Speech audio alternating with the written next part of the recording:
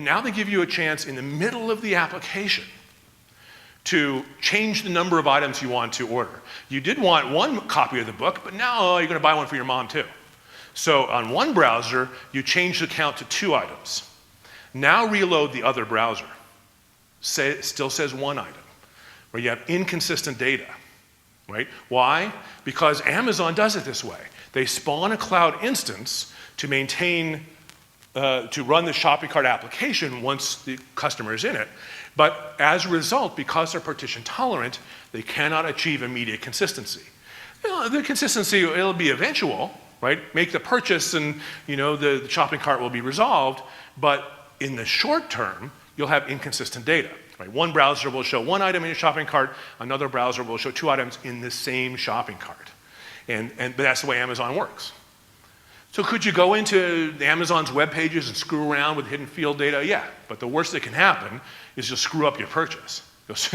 You're not going to be able to steal money from Amazon because they thought about that. All right, well, that's it for my second talk. So all that's left is more question and answer.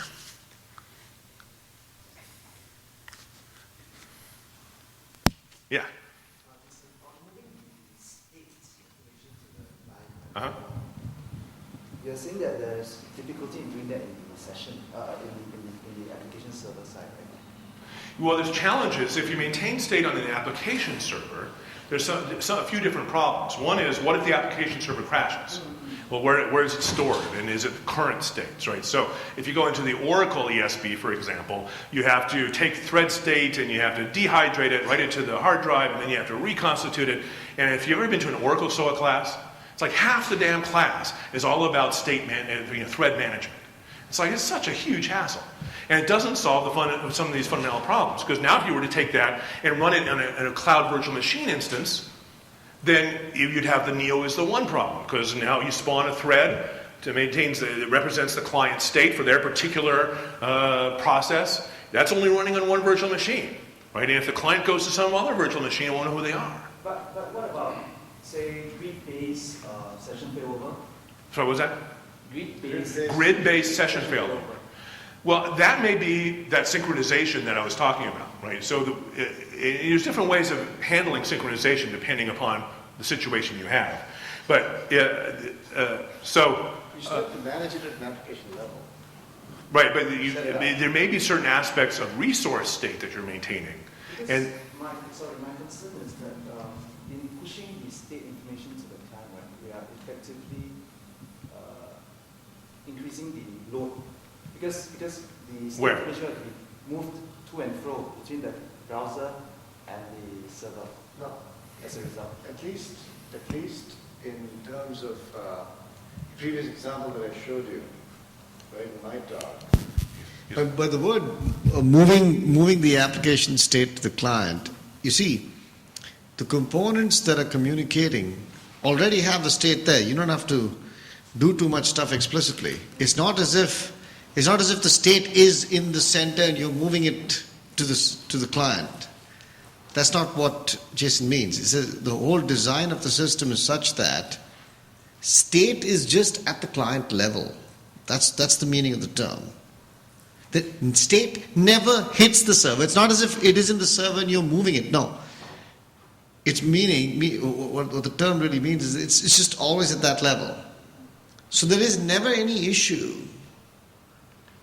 of the client application storing away some state in the server and then wondering what happens when it crashes, etc., etc., etc. As Jason had said, half the class with Oracle SOA depends on state management, which takes up a tremendous amount of time, and then you have to buy a lot of hardware.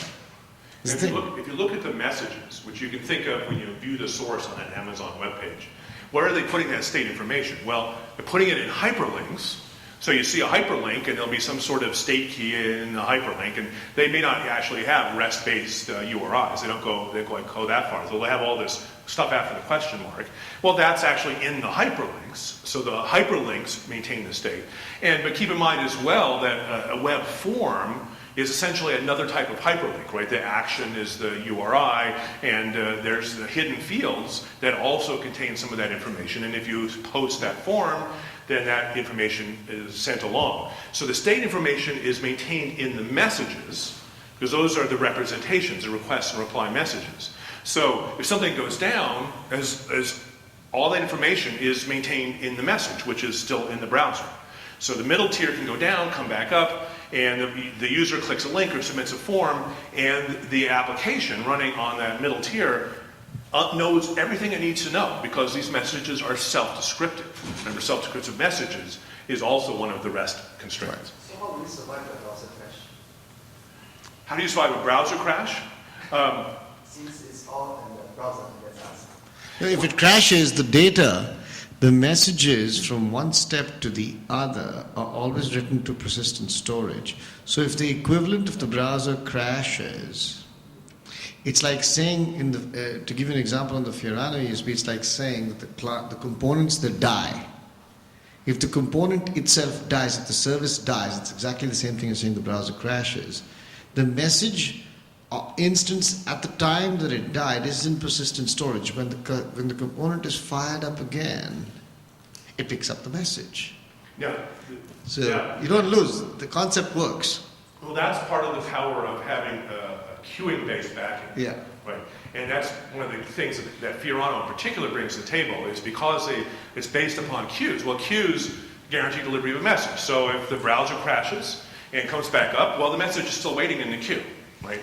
Now, the Amazon website's a bit different, right? If you're in the middle of a purchase and your browser crashes, yeah, you have to start over. Yeah. Right? But It doesn't have the full queuing mechanism. If you have the full asynchronous queuing mechanism built in, you could literally pick up exactly where you left off. Right, and that's part of what queuing brings to the table that, say, a request reply like the website I was talking about, the e-commerce, doesn't have. So, there's, it gives you an additional level of resilience. Yeah, yeah. Can actually REST be used to get rid of the application server and have the browser current directly to the services? Well, in the REST-based SOA approach, you have an intermediary that provides the endpoint, right? That has a uniform interface, and the intermediary is now responsible for routing requests as appropriate. So it can route it to Some routing has to be done. Right. Right? And that's what, for instance, in our case, there's no application server with Fiorano. It's just distributed JMS servers. There's no concept of an application server. I'm talking about a three-tier application where you have a web server, application server, and an ESB behind it. It could be Fiorano or something else. So typically, web server is serving all the static content, and Yeah, you can get rid of the application server. You can get rid of the application server. Absolutely. You can get rid of the application server. You do not need the application server in that case, because the ESB will maintain the state in its services. We have lots of applications like that. You'll have a web front end talking to a service, and then all the state is in the services, like the REST-based SOA approach. Right, so a traditional application server deals with state by spawning instances that correspond to individual users. So you have a number of thread instances, and so that's why they have performance limitations, right? A single application server can only support so many users at a particular point in time. And if something goes wrong, you have all these issues of finding the appropriate thread that corresponds to you, and that's where all these issues come about. So if you maintain statelessness in the middle tier, well, it doesn't even have to be an application server in the traditional sense. So it could be, a Fiorano bus. It could be, just a simple, a servlet engine, right? That's all you need, right? It's something that can run PHP. Might be all it is. So it could even be a kind of web server, right? There could be the web server there. It doesn't even have to be anything fancier than that. Depends upon what your application looks like. Yeah. Now that you're putting all the data and the operations in the message is going to be pretty heavy. Is there any best practices on what kind of hypermedia to use so that we can get maximum performance? Well, it could be, but it isn't necessarily heavy. Because you have so many different kinds of representation, different media types you could use. This is one of the things we were talking about before the break, right? That in the web services world, you default to XML, And XML messages, especially when you're dealing with web services and SOAP and all that, they get really big really fast. And now it becomes this huge nightmare. But you don't have to use XML. You could use a lightweight representation, a JSON, a media type, or something like that, that it only has as much information as you need. So maintaining state information is often as simple as putting hyperlinks in your JSON representation. And actually, that's something that, it's on one of these slides here. Which one was it? The biggest performance hit is XML, actually. A lot of time goes in parsing and managing and the size and a lot of things like that. Oh, this is right here. I mean, you can't get away from that. So one of the things, and I don't know if you noticed when you saw this, see that the request is simply the hyperlink, the URI. Well, it's really just a URI, and the response has a request in it. I don't know if you noticed that. Here's the request. This is the only reason that's there is because the document has essentially the entire history of the interaction between the client and the server.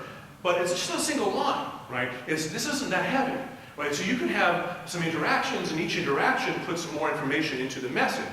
The idea is the message is the document, is the interface, right? That's one of the things that Atul said. What he means by that is, if everything crashes, all you have is this document. It tells you everything you need to know to pick up where you left off, because all the requests and replies are right in there. So it's completely self-descriptive in that sense, that this is all you have to worry about. Yeah. So when you combine that with a queuing infrastructure that guarantees delivery of messages, so if something crashes, this thing is still there waiting for you. This has all the information you need to pick up where you left off. And the queuing it's really very lightweight.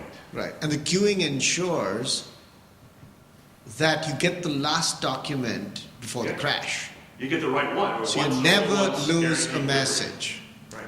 So that's why the biggest best practice is spend a tremendous amount of time designing the documents properly. This is the key. True, but the transaction has to be maintained in a particular manner. If that is the case, if we are able to be going up and down for a different set of data, then to maintain the transaction and within the application. Yeah, that's part of the document design process. Yeah, you have to walk through it and say at this point the document will look like this, at that point the document will look like that. It's one of the important best practices. Spend a lot of time. So in fact, if the system goes down, you should be able to actually, ideally the human being should be able to read the document and make sense of it, which is certainly not the case with a lot of large XML docs.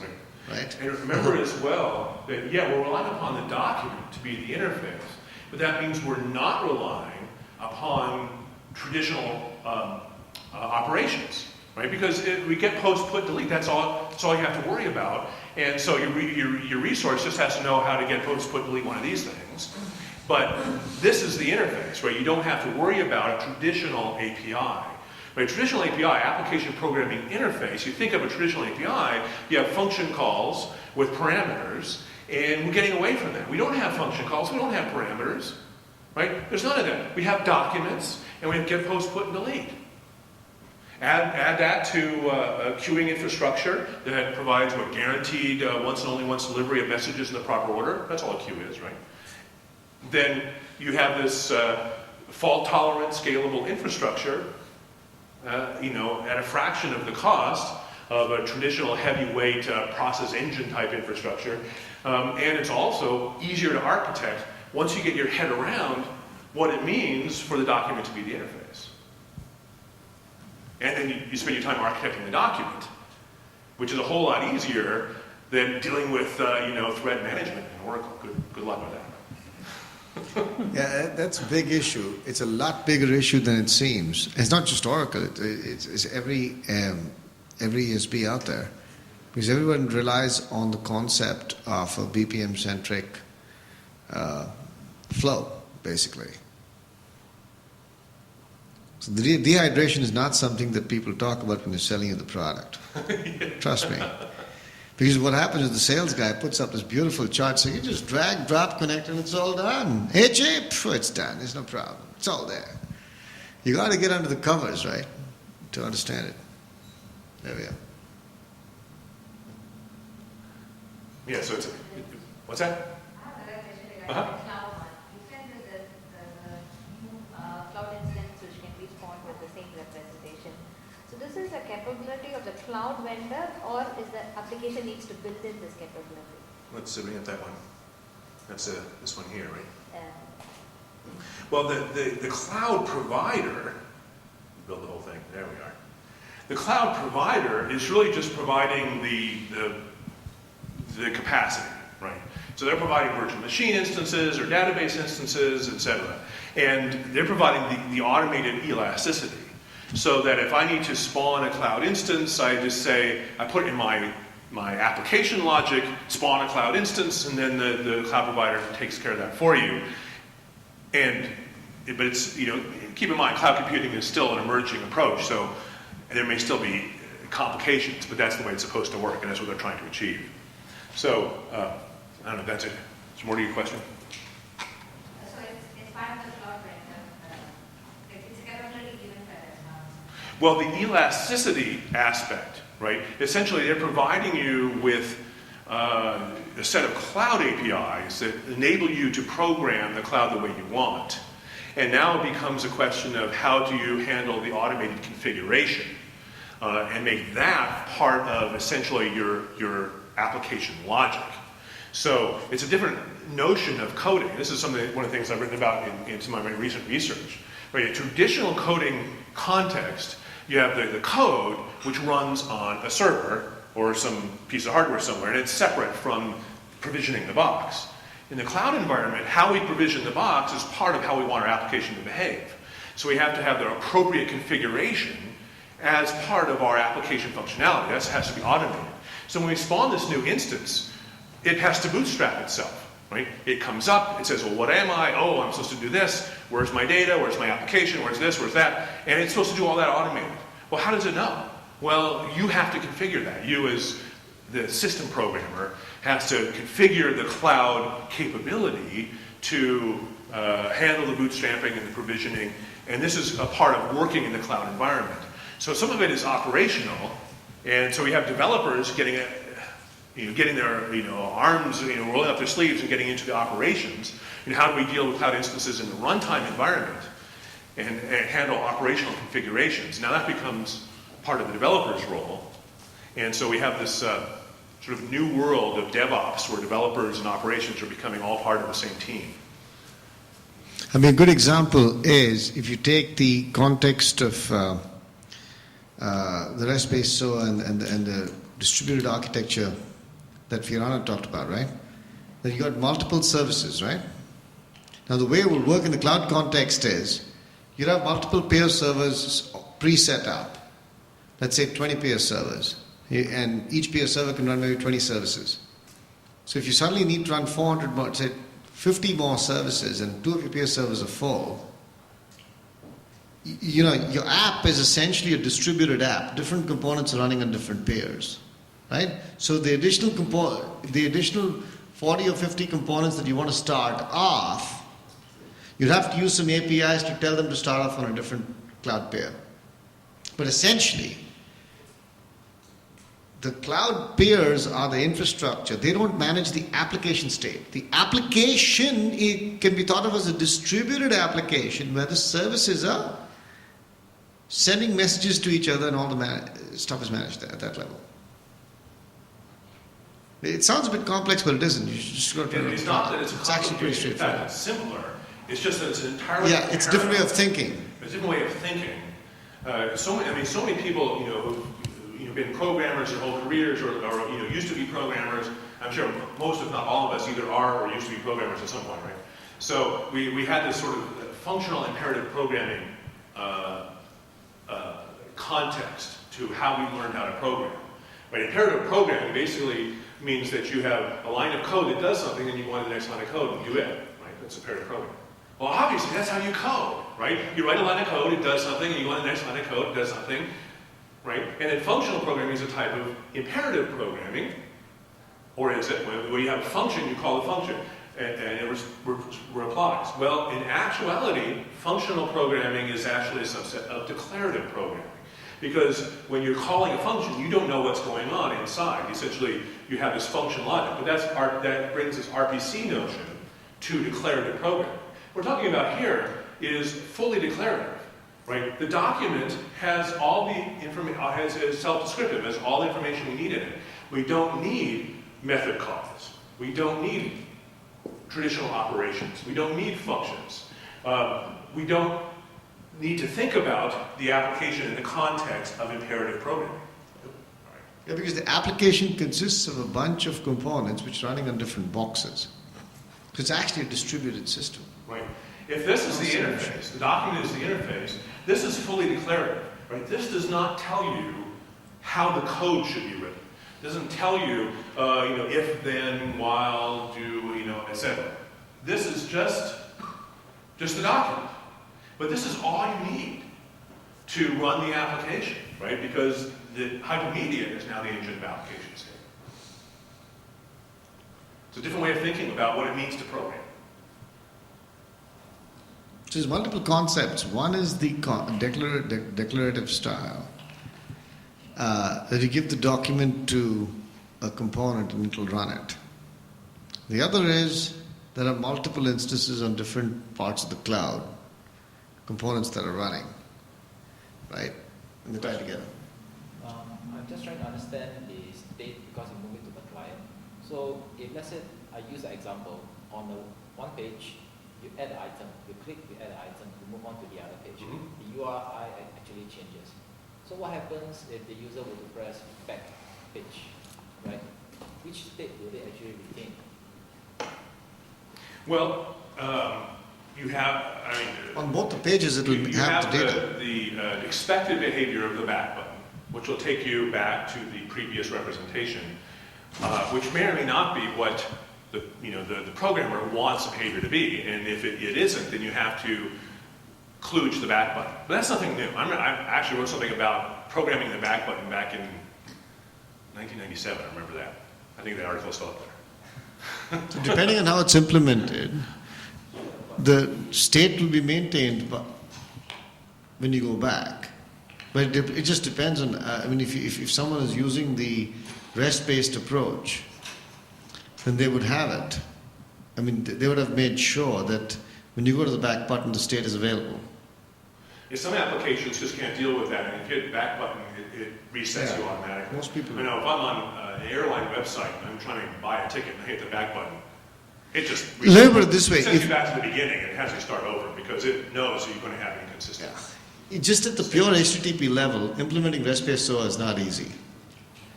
Okay, if you're just going to use pure hyperlinks, it's pretty difficult. You have to do a lot of. You need that queuing system in the middle to keep the message state. That means that if you want to have the concept of the state is in the client, that means two client applications or components or services are sending the state to each other. How are you going to send the state? It's not going to be like magic, right? Either you store it in some central location, in which case you're back to the old way. Or you put it in a message. The only way to put it through the message is via queuing system. That's why asynchronous messaging, you saw my presentation, asynchronous messaging is the key to the whole game. It's a lot more powerful than it seems. It's the thing. Right? It takes a little bit of practice, just a little bit of thinking to get your head around it, but if you stay with it, then it really makes a big difference. And it's actually ultimately much simpler because literally all your apps are nothing but different components exchanging messages via asynchronous, in an asynchronous manner. The confusion comes because all of the visual integration tools have a similar looking interface. The diagram that you're going to see from IBM it looks exactly the same as the diagram from Fiorano, but semantic meaning is totally different. That's the basic problem.